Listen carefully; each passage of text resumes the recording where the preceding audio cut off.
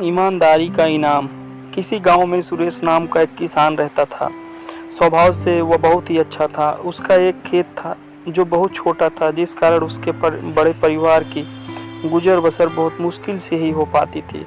सुरेश अपने खेत में बहुत मन लगाकर काम करता था, लेकिन खेत छोटा होने के कारण काम कुछ ही घंटों में खत्म हो जाता था। उसके बाद वह खाली रहता था। काम के बाद का खाली समय सुरेश को बिताना भारी पड़ता था।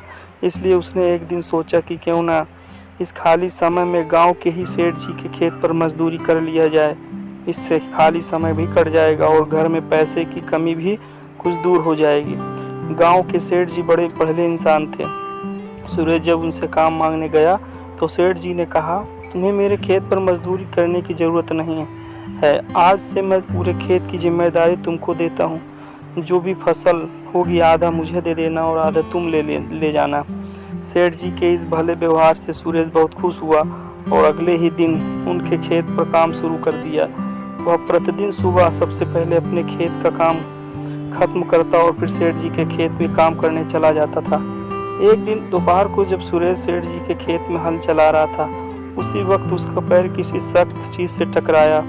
जब उसने मिट्टी हटाकर देखा तो वहाँ पर मिट्टी से बना एक छोटा मटका था, जिसके ऊपर लाल कपड़ा बंधा हुआ था।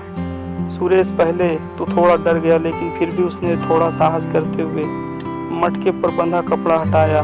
जैसे ही उसने मटके के अंदर देखा, उसके आश्चर्य का ठिकाना न रहा। उसमें सोने के कई आभूषण थे।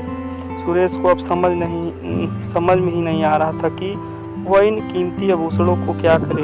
एक और वह सोचता, इसे किसी सुनार को बेचकर अपने घर की पैसे की कमी हमेशा के लिए खत्म कर देता हूँ। वही दूसरे ही पल सोचना कि यह ज़मीन सेठ जी की है, ये उन्हें ही सौंपना चाहिए, उचित होगा।